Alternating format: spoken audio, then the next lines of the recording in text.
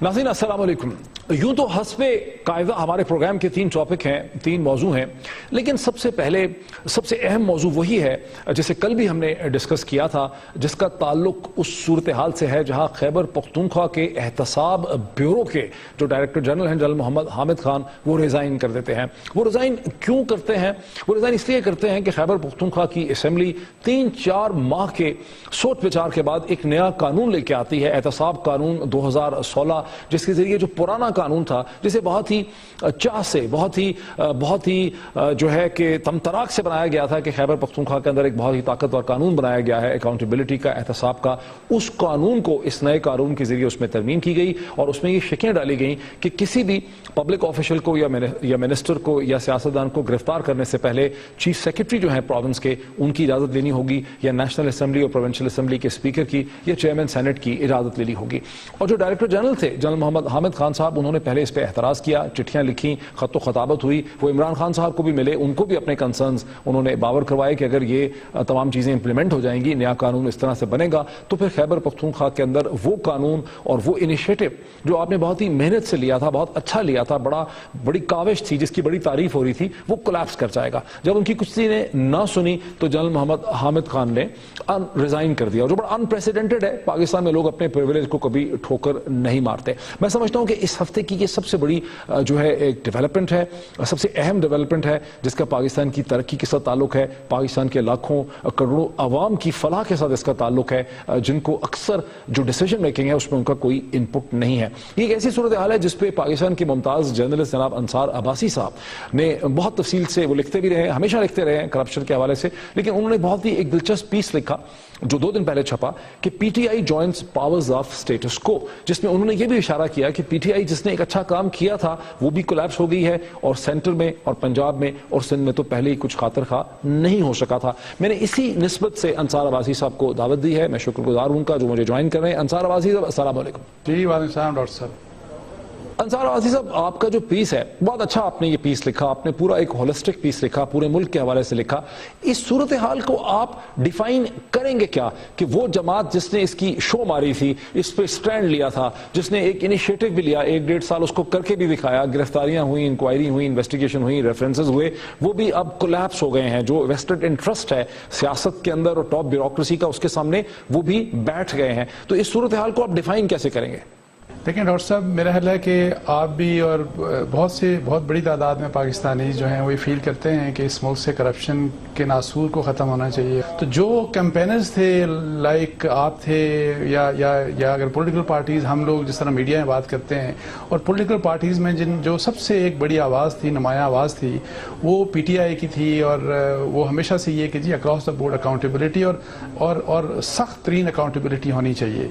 लेकिन उस लिहाज से मतलब है कि एक मायूसी ये हुई कि एक, चूंकि बाकी आप देख लें पाकिस्तान पीस पार्टी और पीएमएलएन, जिन्होंने चार्टर ऑफ डेमोक्रेसी में भी वादा किया कि हम कमीशन बनाएंगे, और 7-8 साल हो गए दोनों की गवर्नमेंट को, अभी तक वो इंडिपेंडेंट कमीशन बन नहीं सका।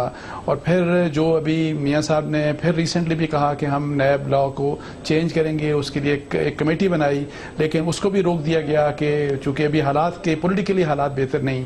तो मैं ये कहता हूँ कि उस सारी कैंपेन को जो बहुत सीरियस डेंट पड़ा, वो इस लिहाज से कि जी पीटीआई से कोई एक्सपेक्ट नहीं करता था, और ख़ास तौर पे इमरान खान से, कि वो इस तरह से यानी 2 स्टेप बैक चले जाएंगे। और उस चीज़ बड़ा सही कह रहे हैं अंसार, खास करके जबकि इमरान खान साहब की जो पूरी सियासत है उसका जो सेंट्रल प्लांक है वो ये है कि इंसाफ, तहरीक इंसाफ, और वो ये है कि जब तक अकाउंटेबिलिटी नहीं होगी, एहतसाब नहीं होगा, जस्टिस नहीं होगा, सब लोगों को पाकिस्तान में बराबर तस्लीम नहीं किया जाएगा, और प्रिविलेज के खिलाफ अटैक नहीं होगा, तो फिर लोगों को इंसाफ नहीं मिलेगा। तो अपनी उनकी पूरी तहरीक है उसी पे आके एक जद लगती है, डज लगती है। सवाल यह है कि जिस शख्स ने, जिस सियासी जमात ने ये बेड़ा उठाया था, वो खुद भी बैठ गए हैं, तो फिर इसका क्या मतलब है? देखिए, मैं यही कहता हूँ ना कि चूंकि इंटरनल आपको पता है प्रेशर्स हैं, अब वो प्रैग्मेटिक पॉलिटिक्स की बात आ जाती है कि देखें प्रैग्मेटिक पॉलिटिक्स में प्रैग्मेटिज्म ये है कि जाहिर है आपको एक मौका मिला है, और आपके लोगों के ऊपर भी अगर इल्जामात हैं और उनको अगर गिरफ्तार कर दिया जाता है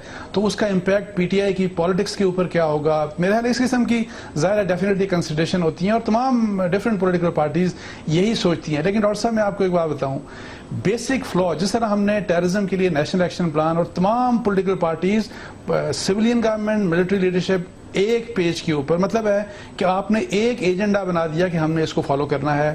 فیلیئرز ہیں، ناکامیاں ہیں، سستی ہے، وہ اپنی جگہ. میں آپ کو بتاؤں کہ جب تک ہم کرپشن کے لیے تمام لوگ مل کے ایک سیٹ آف لا، ایک سیٹ آف رول ہم نہیں بناتے، یہ اکاؤنٹیبلٹی کا جو سسٹم ہے پاکستان میں نہیں چل سکتا. بیکاز ابھی جو سب سے بڑا مسئلہ یہ ہے کہ چلیں انہوں نے ایک کام کیا جو ریورس بھی کر دیا، لیکن ہمارے پاس ڈفرنٹ سیٹ آف رولز ہیں فار ڈفرنٹ سیٹ آف جو ہمارے جو لوگ ہیں یا جو کمیونٹیز ہیں، ایز سچ مطلب انسٹیٹیوشنز ہیں. آپ کے لیے سیاستدانوں، سول سرونٹس کے لیے اکاؤنٹیبلٹی کا معیار ڈفرینٹ ہے، آپ کے لیے اکاؤنٹیبلٹی کا معیار ججز کے لیے مختلف ہے، آپ کے لیے اکاؤنٹیبلٹی کا معیار جنرلز کے لیے مختلف ہے. کہیں پہ کوئی کرپشن کرتا ہے تو اس کو صرف گھر بھیج دیا جاتا ہے، کہیں پہ کوئی کرپشن کرتا ہے تو اس کو صرف آپ اس کے پینشنری بینیفٹس وڈرا کر لیتے ہیں، کہیں پہ کرپشن ہوتی ہے تو اس کے لیے جیل ہوتی ہے. تو میں یہ کہتا ہوں کہ جب تک one set of law, one set of rule ایک ہی طرح سے ہم بلا امتیاز، کیونکہ دیکھیں کرپشن ہر محکمے میں کیا ہم اس کو انصار عباسی صاحب کیا ہم اس کو اس طرح سے ڈیفائن کر سکتے ہیں کہ پاکستان میں اس مملکت خداداد میں جو کمزور شخص ہے جب اس سے غلطی ہوتی ہے، وہ کرپشن کرتا ہے یا اس سے کوئی جرم ہوتا ہے تو اس کو بڑی سخت سزا ملتی ہے، اس کی پوری زندگی تباہ ہو جاتی ہے، وہ جیل میں جا سکتا ہے، اس کی ریپوٹیشن ختم ہو جاتی ہے. لیکن جو طاقتور اشخاص ہیں، یعنی انصاف نہیں ہے، برابری نہیں ہے، جو اسلام کی بنیادی ضرورت ہے وہ یہاں پہ نہیں، یعنی طاقتور اشخاص کی اکاؤنٹیبلٹی نہیں ہو سکتی.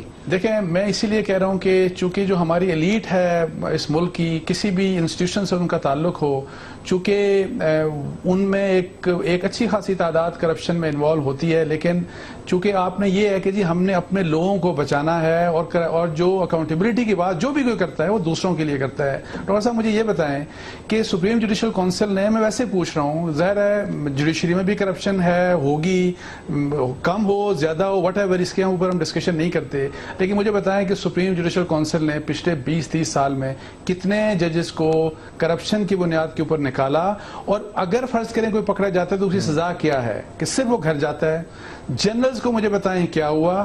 اچھا پولیٹیشنز کو پکڑا جاتا ہے، مطلب ہے کہ زرداری صاحب کی بڑی باتیں ہوتی ہیں کہ ان کو دیکھیں جیل میں ڈالا گیا، لیکن آپ ویسے ہم اگر یہ ایک اسیس کریں کہ کتنے لوگوں کو کنوکشن ہوئی، سزائیں دی. دیکھیں ٹوٹل جو نظام بناتے ہیں نا ہم، چونکہ سلیکٹو اکاؤنٹیبلٹی کا سسٹم ہوتا ہے تو ہر برادری اپنے برادری کے لوگوں کو بچانے کی کوشش کرتی ہے، اور یہی بات ہم پولیٹیکل گورنمنٹس میں بھی دیکھتے ہیں. اور ملٹری رول ہوتا ہے تو اکاؤنٹیبلٹی صرف کس کی ہوگی؟ پولیٹیشنز کی ہوگی، اور ان پولیٹیشنز کی ہوگی جن کو جو آپ کے ساتھ ہاتھ نہیں ملاتے، جو آپ کی ہاں میں ہاں نہیں ملاتے. اسی طریقے سے جب پولیٹیکل گورنمنٹس آتی ہیں تو آپ دیکھیں کہ جو میں فرض کریں آج کی گورنمنٹ کی بات کرتا ہوں تو میاں صاحب نے کس قسم کا وعدے کیے تھے کہ کیسی اکاؤنٹیبلٹی ہوگی. تو مجھے آپ ایمانداری سے بتائیں کہ کیا اس کا ہمیں 10% بھی نظر آیا؟ کیا اس سسٹم کو بنانے کے لیے جو سسٹم اس ملک میں کرپشن اور اکراس دا بورڈ اکاؤنٹیبلٹی ہونی چاہیے؟ دیکھا نا آپ جب اپنے لوگوں کو پروٹیکٹ کرنے کی بات کرتے ہیں تو ڈاکٹر عاصم کے کیس کی مناسبت سے آپ نے دیکھا کہ جو سندھ حکومت کے درمیان میں اور وفاقی حکومت اور رینجرز کے درمیان میں جو سارا جھگڑا ہے وہ ہوا ہی اس وقت جب رینجرز نے ٹیرر فائنینسنگ کا جو ہے اس کی بنیاد پہ لوگوں کو گرفتار کرنا شروع کیا یا چھاپے مارنے شروع کیے. تو آپ نے دیکھا کہ کتنا بڑا ایک سیاسی مسئلہ جو ہے وہ کھڑا ہو گیا ہے. اور اسی طرح سے یہ کہا جاتا ہے کہ اگر سدرن پنجاب کے اندر آپریشن ہوگا یا اور پی ایم ایل این کے حکمران جماعت کے کوئی منسٹر یا کی اشخاص کے اوپر اگر رینجرز نے ہاتھ ڈال دیا یا فوج نے ہاتھ ڈال دیا تو ظاہر ایک بہت بڑا کرائسس کھڑا ہو جائے گا. اس لیے پنجاب میں آپریشن ہی نہیں ہوگا. تو اس کا پھر حل کیا ہے انصار صاحب؟ یہ تو ایک پاور پالیٹکس ہے، اس کا تو کوئی حل ہی نہیں ہے. دیکھیں حل بس میں یہی کہتا ہوں کہ ہمیں صرف اگر پاکستان کے بارے میں سوچ کے ہم جس طرح میں نے شروع میں کہا کہ ٹیررزم کے اوپر ہم نے سب لوگوں کا ایک فیصلہ ہے، اسی لحاظ سے اگر ہم کرپشن کے اوپر ایک فیصلہ کرتے ہیں اور ون سیٹ آف لا، اور پھر اس میں یہ کام نہیں ہونا چاہیے. اور دیکھیں اب یہ جو فرض کریں کہ وہاں پہ اکاؤنٹیبلٹی ہو رہی ہے سندھ میں، تو کویشچن وہاں پہ ریز یہ ہوتا ہے کہ پنجاب میں کیوں نہیں ہوتی. پھر فرض کریں آپ جب پکڑتے ہیں زرداری صاحب کو یا جب آپ پکڑتے ہیں ان کے کسی پولیٹیشین کو، تو پھر وہ یہ کہتے ہیں کہ آج جن جنرلز نے کرپشن کی ان کو کیوں نہیں پکڑا جاتا. وہ کہتے ہیں کہ جی سزائیں اگر وہاں پہ لینڈز آپ نے اپنے فیورٹس کو دیں سندھ میں، تو پھر وہ کہتے ہیں کہ جنرل مشرف صاحب نے بھی جو شہیدوں کی زمینیں تھیں، فوج کی زمینیں تھیں، وہ بھی بہت سے فیورٹس کو دیں، ان کو کیوں نہیں پوچھا جاتا. تو میں آپ کو بتاؤں اس لحاظ سے ہمیں اس اپنی اپنی کمیونٹی سے بیونڈ پاکستان کے انٹرسٹ میں سوچ کے کہ بے شک کوئی صحافی ہو، جرنیل ہو، جج ہو، پولیٹیشین ہو، جو بھی کرپشن کرے گا اس کے خلاف یہ اس قسم کی کارروائی ہوگی اور اس میں کوئی تمیز نہیں رکھی جائے گی، کوئی امتیاز نہیں ہوگا جب تک ڈاکٹر صاحب میں آپ بتاؤں اس بات کے اوپر کنسنسس نہیں ہوتا. اور اس میں میں اپنے میڈیا کی بات بھی کرتا ہوں، ہمارے جب کوئی بندہ پکڑا جاتا ہے تو ہم کہتے ہیں یہ تو فریڈم آف پریس کا مسئلہ ہو گیا جی. تو اس لیے اپنے اپنے لوگوں کو بچانے کے سے بیونڈ جانا پڑے گا، and it is in the interest of Pakistan کہ ہم اس قسم کا ایک میکنزم کاؤنٹر یہ جو کاؤنٹر کرپشن یا کرپشن کے اگینسٹ جو ہم میکنزم لے کے آئیں وہ ایسا ہو جو ہر ایک کو ایک ہی نظر سے دیکھے. اچھا انصار صاحب دیکھیں، ایک اور میں معمہ آپ کے سامنے رکھتا ہوں، بہت ہی مشکل صورتحال ہے کہ عمران خان صاحب نے جنرل حامد خان کو یہ کہا کہ ترقیاتی منصوبے رک گئے ہیں اور سول سرونٹ ان پہ کام کرنے سے ڈرتے ہیں، بیکاز جو سول سرونٹ ہیں وہ سمجھتے ہیں کہ کچھ بھی غلطی ہوگی تو ان کو پکڑ لیا جائے گا. اب ہم پاکستان کے طول و عرض میں دیکھتے ہیں کہ جو بھی ترقیاتی منصوبہ ہے اس میں ہم سنتے ہیں کہ سندھ میں بہت ہی زیادہ اس میں کک بیک کمیشن ہے، 40-50% ہے، پنجاب میں بھی شاید 20-25% ہے، خیبر پختونخوا میں وہ کہہ رہے تھے وہاں بھی بہت ہے، 50% ہے. تو جو سیاستدان ان ترقیاتی منصوبوں کو، خواہ وہ ٹرین کا پروجیکٹ ہو، سڑک کا ہو، میٹرو کا ہو، موٹر وے کا ہو یا کسی بلڈنگ کا ہو، جو سیاستدان اس کو کنسیو کرتے ہیں اور جو سول سرونٹ جنہوں نے اس کو مانیٹر کرنا ہے، ڈیلیجنس کرنی ہے، جنہوں نے پیسے کے چیک کاٹنے ہیں، اور جو کانٹریکٹر ہے جس نے کام کرنا ہے، بلنگ کرنی ہے، ان کے درمیان میں ایک کنسنسس یا اتحاد یا ایک نیکسس، ایک گٹھ جوڑ ہمیں نظر آتا ہے. اور اس گٹھ جوڑ کو اگر کوئی چیلنج کرے گا تو وہ ہو سکتا ہے اس کے خلاف ہو جائیں، اسی کو سزا دے دیں. تو یہ جو نیکسس اور گٹھ جوڑ ہے، یعنی ایسا لگتا ہے کہ پاکستان میں اگر ترقیاتی منصوبے ہوں گے تو اس کے ساتھ کرپشن ہوگی اور ہمیں اس سے تسلیم کر لینا چاہیے. کیا آپ اس کو تسلیم کرنے کے لیے تیار ہیں؟ دیکھیں ڈاکٹر صاحب، یہ جو نیکسس کی بات آپ کر رہے ہیں بالکل میں فلی ایگری کرتا ہوں کہ ایک نیکسس ہے، اور اس کی بیسک وجہ میں آپ کو بتا دوں کیا ہے. چونکہ میں یہ اس کے اوپر میں نے کام بھی کیا اور آپ خود بھی سول سرونٹ رہے. دیکھیں جب تک ہم اپنی سول بیوروکریسی کو ڈی پولیٹیسائز نہیں کرتے اور ان کو یہ پروٹیکشن نہیں دیتے کہ وہ اپنا جو ان کے مائنڈ میں ہے، جو ان کے دل اور دماغ میں ہے، اس کو بول سکیں، اس کو فائل کے اوپر لکھ سکیں ارسپیکٹو کہ کیا ڈائریکشن ہے پرائم منسٹر کی یا منسٹر کی، جب تک ہم ان کو یہ ایک پروٹیکشن، یہ ایک آزادی نہیں دیں گے تو یہ جو نیکسس ہے یہ کبھی نہیں ٹوٹ سکتا. اس کے بارے میں مجھے کسی قسم کا کوئی شبہ نہیں. اس لیے کہ آپ دیکھیں کہ یہاں سیکٹریز ہوں، اور یہاں پہ بلکہ کہا یہ جاتا ہے کہ اگر سب سے کوئی بہتر فیڈرل سیکٹری سب سے اوپر ہوتا ہے اور سب سے نیچے جو لوسٹ ٹیئر ہے وہاں پہ سیکشن افسر ہوتا ہے، تو کہتے یہ ہیں کہ جو کھل کے لکھنے کی ضرورت رکھتا ہے وہ سیکشن افسر ہوتا ہے، وہ سیکٹری نہیں ہوتا. بیکاز اگر سیکٹری لکھے گا تو اس کو اسی دن دوسرے دن چینج کر دیا جائے گا، اور یہی ہوتا ہے پاکستان میں. تو میں یہ کہتا ہوں کہ تاکہ سیکٹری ہو، ایڈیشنل سیکٹری ہو، جوائنٹ سیکٹری ہو، ڈپٹی کمشنر ہو، وٹ ایور، ان کو اگر کوئی ڈائریکشن ملتی ہے، اگر وہ لافل ہے، پالیسی کے مطابق ہے، if it is in the interest of the Pakistan and the people of Pakistan, تاکہ وہ یہ بات ریفلیکٹ کر سکیں. ان کو یہ بات ریفلیکٹ کرنے کی اجازت نہیں ہے. اور اس لیے جب تک آپ اپنے سول بیوروکریسی کے اسٹرکچر کو ڈی پولیٹیسائز نہیں کریں گے تو یہ اس قسم کے نیکسس، اور اس نیکسس کا فائدہ کرپشن میں پھر سول بیوروکریسی بھی کھاتی ہے. یہ جو رولرز ہوں، بے شک وہ ملٹری کے ہوں، بے شک وہ پولیٹیشین ہوں، وہ بھی کھاتے ہیں. تو اس نیکسس کو توڑنے کے لیے ضروری یہ ہے کہ ہم سول بیوروکریسی کے انسٹیٹیوشن کو مضبوط کریں، اس کو ڈی پولیٹیسائز کریں. انصار عباسی صاحب بہت شکریہ. اسی چیز کے اوپر جو بہت ہی مناسب، بہت ہی انٹیلیجنٹ بات کی ہے انصار نے کہ جب تک پاکستان کے اندر ہم اقدامات نہیں اٹھائیں گے، سول بیوروکریسی خواہ وہ صوبائی لیول پہ ہو یا فیڈرل لیول پہ ہو، جب تک اس کو ڈی پولیٹیسائز نہیں کریں گے، اسے آزاد، اس کو اٹانومس اور انڈیپینڈنٹ نہیں بنائیں گے، جب تک جو سول سرونٹ ہے، خواہ وہ تحصیلدار ہو، ڈپٹی کمشنر ہو، فیڈرل سیکرٹری ہو، آئی جی پی ہو، ڈی پی ہو، ایس پی ہو، جب تک اس کے ٹینیور کی ہم اس کو سیکیورٹی نہیں دیں گے ٹینیور کی کہ یہ 3 سال کے لیے لگا ہے، اس کو کوئی نہیں ہٹا سکتا جب تک کہ عدالت کا یا کوئی کانسٹیٹیوشنل غلطی وہ نہ کرے، جب تک یہ آپ اس کو سیکیورٹی نہیں دیں گے، ان کی تنخواہوں میں اضافہ نہیں کریں گے، ان کو پلاٹ اور زمین دینے کا فوج کی طرح جس طرح ڈی ایچ اے میں دیے جاتے ہیں، پراپر طریقے سے ایک پلان نہیں بنائیں گے کہ 20 برس کے بعد 25 برس کے بعد ان کو پلاٹس مل سکتے ہیں، جب تک آپ سول سروسز آف پاکستان کو ریفارم نہیں کریں گے، انہیں ان کی سیلف رسپیکٹ نہیں دیں گے، جب تک آپ ان کو اٹانومس آزاد نہیں بنائیں گے، جب تک ڈی پولیٹیسائز نہیں کریں گے، جب تک ان کی ریکروٹمنٹ، ان کی ट्रांसफर पोस्टिंग्स, उनकी प्लेसमेंट, उनकी प्रमोशन, उनकी ACR जो है वो डीपोलिटिसाइज नहीं होगी जब तक वो चीफ मिनिस्टर्स और प्राइम मिनिस्टर्स के हाथ से नहीं निकल पाएंगे, तब तक आप भूल जाएं कि पाकिस्तान के अंदर ये जो मेगा करप्शन है या पाकिस्तान के अंदर एहतसाब का कोई अमल जो है वो कामयाब हो सकता है। यहाँ पे एक ब्रेक लेते हैं और ब्रेक के बाद हम देखते हैं कि पाकिस्तान में जो DGIB ने कह डाला है सेनेट पे, पता नहीं कहा भी है उन्होंने नहीं कहा, कि पाकिस्तान में सैकड़ों हजारों लोग जो हैं वो दाइश को ज्वाइन कर रहे हैं, इसकी क्या हकीकत है, इसकी इंप्लीकेशंस क्या है? After the break.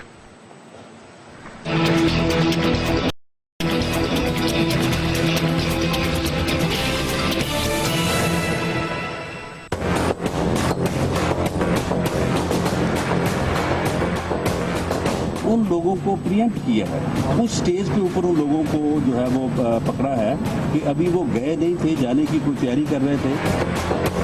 इस नाम की तंजीम अभी तक उसका वजूद पाकिस्तान में इस वक्त तक नहीं है और मेरा ख्याल है कि इसको ज्यादा हवा देना भी नामुनासिब है। There is no organized presence of Daesh in Pakistan.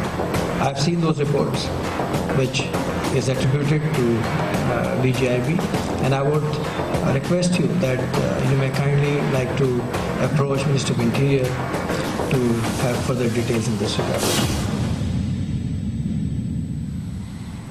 नाज़रीन, वेलकम बैक।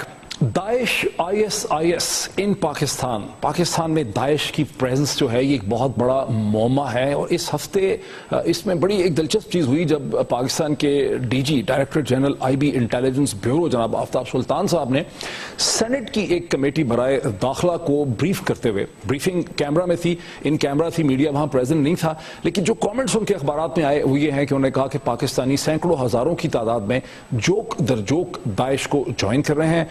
ISS जो है वो पाकिस्तान के अंदर दाइश जो है वो एक इमिनेंट खतरा है। इसके अगले दिन के बाद पाकिस्तान के फॉरेन ऑफिस ने बड़ी कैटेगोरिकल डिनायल की। उन्होंने कहा कि पाकिस्तान में दाइश की कोई ऑर्गेनाइजेशनल प्रेजेंस नहीं है। DGIB की जो भी उनके हवाले से चीज़ छपी है उसकी क्लैरिफिकेशन जो है वो वजारत दाखिला से, मिनिस्ट्री ऑफ इंटीरियर से लेनी चाहिए। और आज पाकिस्तान के वजीर दाखिला जनाब चौधरी निसार साहब जो हैं उन्होंने इसकी जो एक्सप्लेनेशन दी है वो टुकड़ा मैं आपको सुनाता हूँ। एक मखसूस ग्रुप है जो इसको इशू बनाया हुआ है, दाइश का नाम इस्तेमाल करके यहां कार्रवाइयां कर रही हैं। ऐसे ग्रोह जो अपने नाम और अपनी लॉयल्टीज चेंज करते रहते हैं वो पाकिस्तानी हैं। ये कोई नया खतरा नहीं है। वो कभी अलकायदा बन जाते हैं, कभी TTP बन जाते हैं, उनमें से कई अब दाइश का नाम और एजेंडा अपने सामने। ये कोई नया खतरा नहीं है। ये वही लोग हैं जो पहले ही दहशतगर्दी में मुलव्वस हैं। हाँ, इन्होंने कुछ और रिक्रूटमेंट की है। अब ये तो आपने सुना, ये तो आज की बात है। आज से तकरीबन 3 माह पहले पंजाब के जो डिफेक्टो मिनिस्टर ऑफ इंटीरियर हैं और वहां के लॉ मिनिस्टर हैं जनाब राना सनाउल्लाह, जो मामला की बड़ी गहरी उनकी नजर है, उन्होंने क्या कुछ कहा दाइश के हवाले से वो भी सुन लेते हैं। दाइश का पाकिस्तान में कोई वजूद नहीं है और ना ही कोई दाइश के लोग बाहर से आएंगे। हाँ, यहीं पे वो लोग जो कभी मजलिस अहरार बन जाते हैं, कभी TTP बन जाते हैं, कभी लश्कर जंगवी बन जाते हैं, ये वही लोग हैं। उन्हीं में से कुछ लोग जो है वो शायद दाइश का किरदार या नाम जो है वो इस्तेमाल करना शुरू करें, लेकिन लोग वही हैं। हुकूमत का पूरी तरह से फोकस है। अगर हुकूमत पाकिस्तान के 3 इंपॉर्टेंट जो ऑर्गन्स हैं, इंस्टीट्यूशंस हैं, पंजाब से लेके इस्लामाबाद तक, उनकी ये पोजीशन है, तो फिर DGIB ने जो कुछ कहा है सेनेट के सामने उसकी क्या वजह है? और कहीं ऐसा तो नहीं है कि चूंकि इन कैमरा प्रोसीडिंग थी, DGIB ने कहा कुछ और है और पाकिस्तान के अखबारात माशाल्लाह सेंसेशन की तलाश में उन्होंने कुछ और जो है वहां पे प्रेजेंट कर दिया है। ये मामला बड़ा अहम है। चंद दिन पहले कार्लोटा गॉल ने न्यूयॉर्क टाइम्स में एक स्टोरी उनकी छपी। कार्लोटा गॉल की पाकिस्तान से जो मोहब्बत है वो तो ढकी छुपी नहीं है, लेकिन उसमें यह दावा कर दिया गया कि पाकिस्तान दुनिया भर में दाइश और ISS के फाइटर्स को भेज रहा है, इस पूरी तंजीम को, पूरी दुनिया को डिस्टेबलाइज करने के लिए खड़ा कर रहा है। मामला है क्या, इसकी हकीकत क्या है, इस पे बात करने के लिए पाकिस्तान के फॉरमोस्ट एक्सपर्ट सिक्योरिटी एनालिस्ट जनाब आमिर राना साहब, जो ऑथर हैं कई किताबों के, वो मेरे साथ स्टूडियो में तशरीफ रखते हैं। DGIB जो है, क्या उन्होंने ये स्टेटमेंट कही होगी या DGIB को मिसकोट कर दिया गया? मेरा नहीं ख्याल कि ये जो DGIB की स्टेटमेंट में और फॉरेन ऑफिस की स्टेटमेंट में या बाकी जो स्टेटमेंट چودھری نثار صاحب کی کوئی زیادہ فرق ہے؟ زیادہ فرق نہیں ہے. اگر آپ دیکھیں انہوں نے کہا کہ ہم نے ڈسمینٹل کیا اور سینکڑوں کا لفظ انہوں نے استعمال کیا. اگر جب سینکڑوں کی بات کرتے ہیں تو بلوچستان کی 2014 کے اندر ایک رپورٹ آئی تھی اور چیف منسٹر کہتے بھی رہے عبد المالک بلوچ صاحب کہ یہاں سے لوگ جو ہیں فرقہ وارانہ تنظیموں کے ادھر جا رہے ہیں. اس میں کوئی عراق سیریا جا رہے تھے. یہ وہ وقت تھا جب اس کی انسیپشن ہو رہی تھی یہ داعش کی وہاں پہ. تو لیکن یہ خود اختیار کردہ چوائسز تھی کچھ گروپس کی, وہ جو جا رہے تھے ان کے سیکٹیرین موٹیوز تھے. ہاں کوئی ایسا بہت بڑی کوئی تبدیلی آئی کہ ہزاروں کی تعداد میں, ایسا کبھی نہیں ہوا اور یہ سلسلہ رکا. 3 واقعات ایسے ہوئے جو ہمیں مدد دیتے ہیں کہ سمجھا جائے کہ داعش کی ہے یا نہیں. ایک ڈسکا سے گروپ پکڑا گیا, ایک لاہور سے, ان کے کوئی ایسے ایمبیشن آپریشنل نہیں تھے. کراچی سے جو پکڑا گیا ان کے آپریشنل ایمبیشنز تھے, لیکن ان کا ایک پورا ایک بیک گراؤنڈ تھا ملیٹنٹ گروپس کے ساتھ. اب جو چیف وہ تو مان رہے ہیں کہ یہی لوگ اپنے نام بدل لیتے ہیں, یہ نئے نئے کوٹ پہنتے ہیں. میں آج یہ کوٹ پہن کے آ گیا ہوں, کل میں ایک اور کوٹ پہنا ہوا تھا, کل میں ٹائی بدل لوں گا. بندہ تو وہی, یہ جو ایک تاثر ہے تو یہ ری برانڈ کر رہے ہیں اپنے آپ, ری برانڈ کر رہے ہیں. ری برانڈ کی ایک اپنی ایک اس کا تھریٹ ہے, اسی کی طرف میرا خیال ہے کہ آئی بی کے چیف نے اس کی طرف اشارہ کیا. سر مجھے ویسے شک ہے کہ آئی بی کے چیف نے جو کچھ کہا ہوگا, مطلب ہی از اے ویری ریسپانسبل مین. دیکھیں وہ ہو سکتا ہے انہوں نے کچھ اور طرح سے کچھ اور کہا ہو, ان کے الفاظ کی چوائس ڈفرنٹ ہو. ہمارے انگریزی کے اخبارات نے اس میں سے جو مطلب نکالا ہے وہ کچھ اور ہے. لیکن اب یہ کارلوٹا گول کی جو سٹوری ہے, یہ دیکھیں آپ کتنی انٹرسٹنگ سٹوری. کارلوٹا گول نے کہا ہے کہ جناب پاکستان کوآپریٹ کر رہا تھا قطر اور ان سب کے ساتھ ان کو باہر بھیجنے کے لیے, and it is just another reminder of Pakistan central role in involvement in creating and managing violent jihadist groups. اور مطلب اور وہ دیکھیے یہ اس سٹوری کو کا کوئی سر پیر نہیں ہے, اس وجہ سے کہ انہوں نے صرف ایک سورس کوڈ کیا ہے اور انفارچونیٹلی بدقسمتی سے یہ نیو یارک ٹائمز میں چھپی ہے. لیکن تو اور وہ دیکھ کے انہوں نے چھاپی. اگر میں اور آپ لکھنے جائیں نیو یارک ٹائمز میں کہیں گے یہ کیسے لکھا, وہ کیسے. ویسٹرن میڈیا بہت ان ایشوز کے اوپر خاصا ال انفارمڈ ہے, یہ پچھلے کئی سالوں سے ہمیں پتہ ہے اور یہ ثابت بھی ہوتا ہے. 2 چیزوں کو دیکھنا چاہیے جب حکومت پاکستان کہہ رہی ہے. سر یہ ایک اور سٹیٹمنٹ دیکھیں, Pakistan is intervening in a number of foreign conflicts. Its intelligence service has long acted as the manager of international mujahideen forces, many of them Sunni extremists, and there is even speculation now that it may have been involved in the rise of the Islamic State. دیکھیں یہ پاکستان یعنی دیکھیں اس کو بھول جائیے.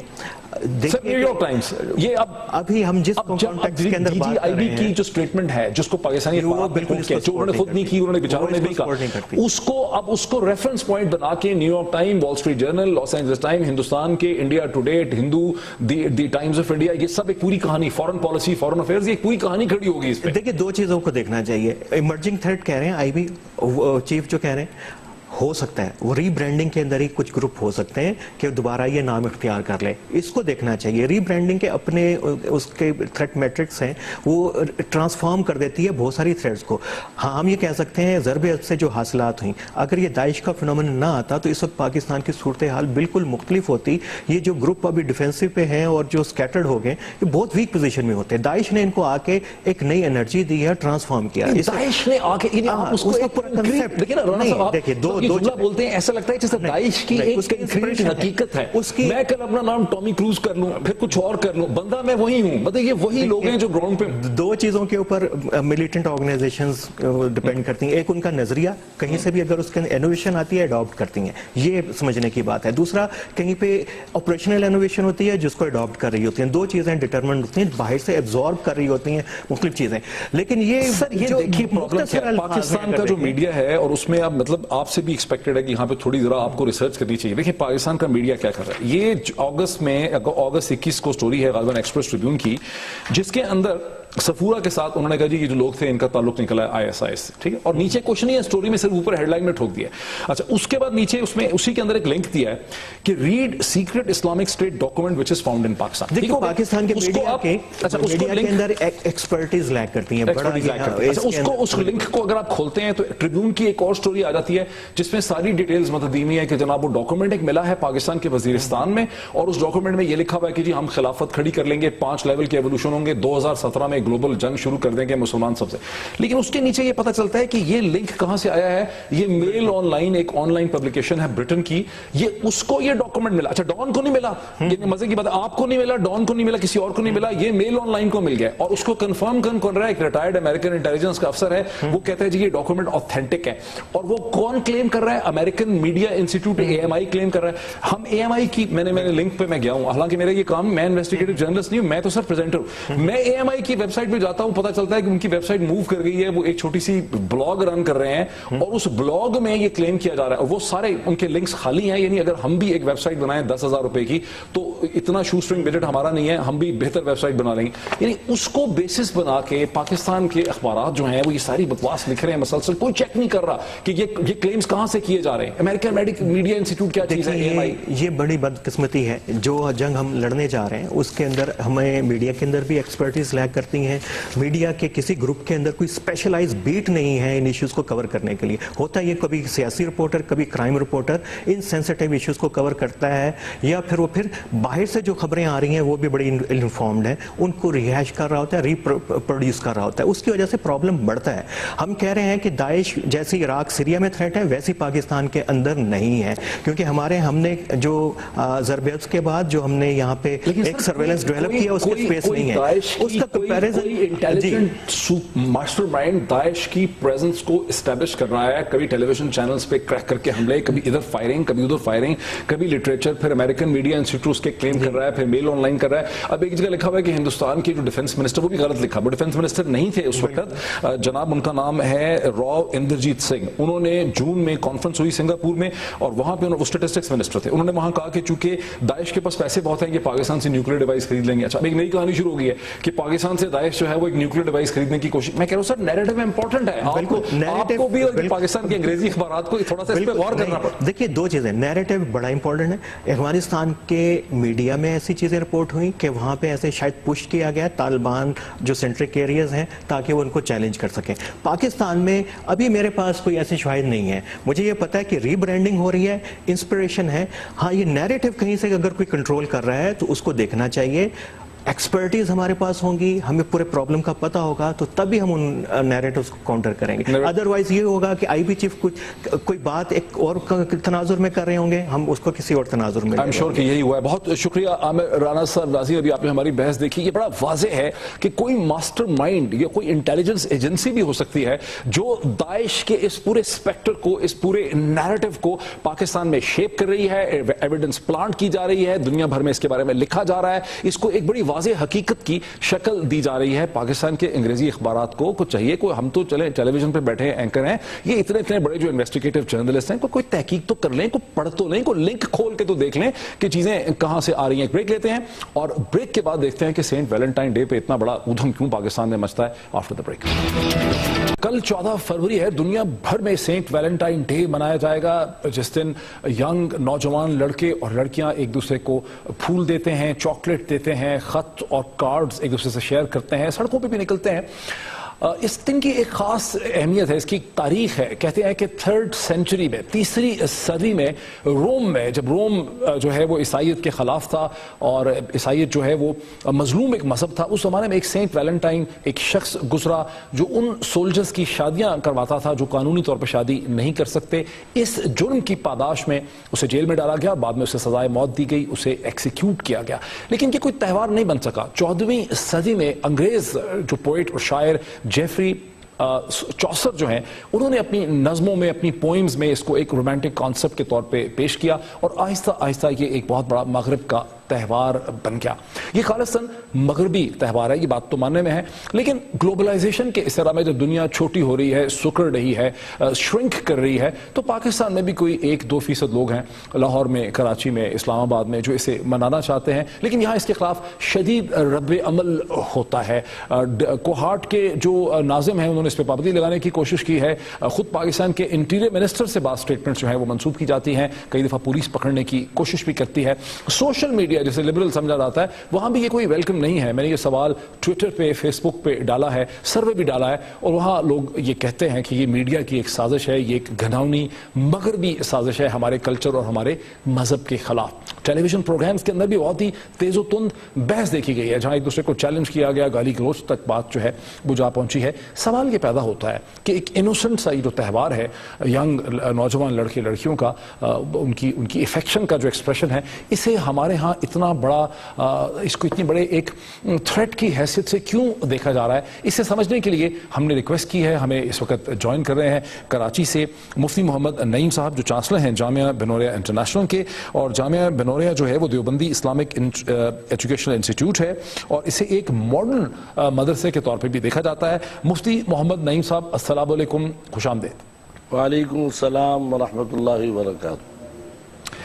مفتی صاحب, یہ اتنا جو خوف ہے ایک ایسے تہوار کے حوالے سے جسے پاکستان میں شاید 1% لوگ بھی, کراچی, لاہور, اسلام آباد میں شاید 1% بھی نہ ہوں, تو اس پہ جو اتنا رد عمل ہے, خود آپ کا بھی بہت یعنی بڑا زوردار قسم کا مکالمہ ہوتا رہا ٹیلی ویژن پروگرام میں, بڑا غم و غصہ تھا اس میں, کیا وجہ ہے اس کی, کیوں اس کو اتنا ایک خطرے کے طور پہ دیکھتے ہیں آپ؟ بسم اللہ الرحمن الرحیم. دیکھیں, مجھے تو کوئی خطرہ نہیں ہے اور نہ میں اس کو کوئی خطرہ سمجھتا ہوں. مسئلہ یہ ہے کہ ہمیں حضور اکرم صلی اللہ علیہ وسلم کی تعلیمات اور اسلام کی تعلیمات اور ہمارا مذہب, ہمارا کلچر جو ہے اس کو کیا بتاتا ہے. حضور اکرم صلی اللہ, قرآن پاک کی آیت ہے, یا ایھا الذین آمنوا لا تتخذوا اليہود والنصارى اولیاء, یہود و نصارہ کو دوست مت بناؤ, ان کی چیزوں کو, ان کے طریقہ کار کو نہ اپناؤ. میں آپ کو مثال دوں کہ حضور صلی اللہ علیہ وسلم نے فرمایا, من تشبہ بقوم فہو منہم, جو کسی قوم کی مشابہت اختیار کرتا ہے قیامت کے دن وہ اسی قوم میں اٹھایا جائے. اب یہ ویلنٹائن ڈے جو ہے یہ ایک مغرب کا ڈے ہے, مغرب کا طرز انداز ہے, اور پھر اس سے ہمارے کلچر کے اندر, ہماری مذہبی اعتبار سے خرابیاں ہیں. اب نوجوان لڑکے لڑکیاں کے اندر جو ہے ایک بےہودگی پیدا ہو جاتی ہے. آپ کے کانوں تک مفتی صاحب یہ بات پہنچی ہوگی کہ بہت سے لوگ یہ کہتے ہیں کہ ہمارے ہاں اتنی جنگ و جدل ہے, اتنا تشدد ہے, اتنی مار پیٹ ہوتی ہے, سڑکوں کے اوپر بم پھٹتے ہیں, اور مار پیٹ بھی بڑی ہوتی ہے, بم پھٹنے دور کی بات ہے, وہ ہمیں اتنا متنفر نہیں لگ رہا. اور اگر ایک نوجوان لڑکا یا لڑکی جو ہے وہ ایک دوسرے کو پھول دیتا ہے, کارڈ دیتا ہے, مطلب کنفیکشنری یا چاکلیٹ دیتا ہے, اسے ہم ایک کلچرل تھریٹ کے طور پہ دیکھ رہے ہیں, اور جو اور سارے مسائل ہیں اس کو کلچرل تھریٹ نہیں دیکھ رہے. بات یہ ہے کہ ہمارے یہاں اگر خودکشی ہوتی ہے, جنگ و جدال ہوتا ہے, یا جو بھی کچھ ہوتا ہے ہم اس کی بھی نفی کرتے ہیں. اب ہمارے یہاں صورتحال یہ ہے کہ یہ کلچر اتنا مغربی بڑھتا جا رہا ہے کہ اس کا نتیجہ یہ ہو رہا ہے کہ ہمارے نوجوان لڑکے لڑکیاں اپنے گھروں سے نکل رہے ہیں, اور نکلنے کے بعد اس طریقے سے روڈوں پر کھڑے ہو کر ایک دوسرے کو تحائف دینا. آپ یہ بدلائیے کہ میری بیٹی یا آپ کی بیٹی اور بہن جو ہے اس طرح روڈوں پر نکل کر اجنبیوں کو یہ دے, تو یہ مغرب تو برداشت کر لیتا ہے, ان کی کوئی پابندی نہیں ہے کہ کون اجنبی ہے کون غیر اجنبی. تو آپ نے ایک جگہ فرمایا خالف الیہود والنصارى, یہود و نصارہ کے کلچر کی مخالفت کرو. اب اگر یہ ہمارے لیکن اللہ کے رسول نے یہود و نصارہ کی عورتوں سے شادی کرنے کی بھی مسلمان جو ہیں ان کو اجازت دی, اور ایسا تاریخ بھر میں ہوتا رہا ہے کہ مسلم آدمیوں نے کرسچن عورتوں سے شادیاں کی, اور وہ مذہب بھی قبول نہیں کیا. ایسا تو ہوتا ہی رہا ہے تاریخ میں. اسلام میں قرآن پاک میں اہل کتاب ہے, وہ اہل کتاب سے نکاح کی اجازت ہے. ہم نکاح اہل کتاب ہیں تو ان کے کلچر کی اتنی, جی مفتی صاحب, لیکن اہل کتاب ہیں اور تسلسل بھی بڑا ہے فکری طور پہ. جب آپ بائبل کو پڑھتے ہیں, قرآن کو پڑھتے ہیں, تو پھر اتنا خوف کیوں؟ نہیں, خوف نہیں ہے. ہم نہیں چاہتے کہ ہمارے ملک کے اندر ہمارا مذہبی کلچر, ہمارا طریقہ کار, ہمارے ایک انداز زندگی کا وہ ختم ہو کر مغرب کا یہاں آئے. ایک وقت پھر ایسا آئے گا, آج 2% ہے, کل وہ 30% ہوں گے, 4% ہوں گے, پھر اس کے بعد پورا ملک جو ہے اسی میں لگ جائے گا, اور سرخ جو ہے وہ چیزیں پیش کرنا, ہدایہ پیش کرنا. بھائی اگر آپ کو پچھلے برس کل میرا جو جھگڑا ہوا, کل جو میرا اختلاف ہوا, میں نے ان کو کہا کہ شرعی اعتبار سے اگر آپ کو تحفہ بھیجنا ہے تو 14 سے پہلے بھیج دیں یا 14 کے بعد بھیج دیں. وہ محترمہ کہنے لگی کہ میں 14 ہی کو آپ کو بھیجوں گی. میں نے کہا بھائی ہم اس کو ناجائز سمجھتے ہیں, اسلام ناجائز سمجھتا ہے. انہوں نے کہا میں 14 ہی کو بھیجوں گی آپ کو. مول صاحب اس کو دیکھ لیں, آپ کے مارچ اور اپریل 2015 میں نیو یارک سٹی کے اندر عید الفطر اور عید الاضحیٰ کو باقاعدہ طور پہ نیو یارک شہر جو سب سے بڑا شہر امریکہ کا ہے, وہاں پر عید الاضحیٰ اور عید الفطر جو ہے اس کو آفیشیل چھٹی قرار دے دیا گیا ہے. مطلب یہ گلوبلائزیشن کے نتیجے میں یہ ہو رہا ہے کہ وہ سمجھ رہے ہیں کہ ہمیں مسلم تہوار کو بھی ایکسیپٹ کرنا ہے. دیکھیں بات یہ ہے کہ یہ بھی بات آپ غلط کہہ رہے ہیں کہ 1-2 شہروں میں ہے, ورنہ امریکہ کے اکثر ریاستوں میں عید الفطر اور عید الاضحیٰ کو کوئی مسلمانوں کے لیے چھٹی نہیں ہے. یہودیوں کے دن کے لیے تو چھٹی ہے, لیکن مسلمانوں کے لیے پورے ملک میں کوئی چھٹی نہیں ہے. یہ آپ کو ایک میں نیو یارک سٹی کا کہہ رہا ہوں، مارچ 2015 میں نیو یارک سٹی میں پورے امریکہ میں 30 سال آیا گیا ہوں. مسلمان بیچارے عید پڑھنے کے بعد فوراً جابوں پر بھاگتے ہیں، ملازمتوں پر بھاگتے ہیں کہ جی ہماری تو ملازمت ہے. ماڈرن ہونے کا مطلب یہ نہیں ہے کہ ہم نبی علیہ السلام کے طریقے اور قرآن اور حدیث کو چھوڑ دیں گے. ہم اس کو رہتے ہوئے جہاں اسلام میں گنجائش ہے ہم ضرور اس کی گنجائش نکالتے ہیں، لیکن یہ گنجائش کبھی بھی نہیں ہے کہ نوجوان لڑکیاں لڑکے جن کا آپس میں نہ کوئی رشتہ ہے، نہ کوئی تعلق ہے، نہ خاندانی کوئی تعلق ہے، اس کے بعد وہ پھر ایک دوسرے کو تحائف دیتے ہیں، اور جس کے نتائج جو ہے مستقبل میں مزید خراب ہوں گے. آخری کوشچن پوچھنے دیجئے مفتی صاحب، ہم لبرل ڈیموکریسی بھی تو ہے نا کہنے کو ہم، اور جمہوریت کے اندر جو مائنورٹی پوائنٹ آف ویو ہوتا ہے، جو اقلیت کا پوائنٹ آف ویو ہوتا ہے، اس کو بھی اجازت ہوتی ہے ایکسپریشن کی. تو یہ ایک چھوٹی سی اقلیت ہے 1% کی، اس کو آپ کی موڈرنٹی کے اندر اجازت نہیں ہم دے سکیں گے؟ نہیں، ہم بالکل اقلیت کو اجازت دیتے ہیں کہ وہ اپنے تہوار بنائے، اپنے دن بنائے، اور اسلام نے ان کو منع نہیں کیا ہے. لیکن میڈیا میں بیٹھ کر پوری قوم کے سامنے سارے تحائف رکھنا، اور یہ مارننگ شو جو ہے اللہ کا ایک عذاب ہے ہمارے ملک کے لیے. یہاں پر نوجوان لڑکیوں کو لا کر بٹھاتے ہیں، پھر ان سے اس طریقے سے باتیں کرتے ہیں. یہ آہستہ آہستہ ہمارا کلچر تبدیل ہو رہا ہے، جس کے لیے ہم علماء ہی ہیں جو آواز اٹھائیں گے. اگر ہم بھی آواز نہیں اٹھائیں گے تو پھر نتیجہ یہ ہوگا کہ ظاہر بات ہے کہ یہ اسلامی طرز زندگی، اسلام کا طریقہ کار، کلچر آہستہ آہستہ ختم ہوتا جائے گا. بہت بہت شکریہ. مفتی محمد نعیم صاحب ہمیں بتا رہے تھے، سمجھا رہے تھے کہ ویلنٹائن ڈے بنیادی طور پر ایک کلچرل تھریٹ ہے، ایک کلچرل اٹیک ہے، اور اگر اس کا راستہ نہیں روکا جائے گا تو ہمارے کلچر کو بڑا خطرہ ہے، وہ بدل بھی سکتا ہے. آج ناظرین اتنا ہی.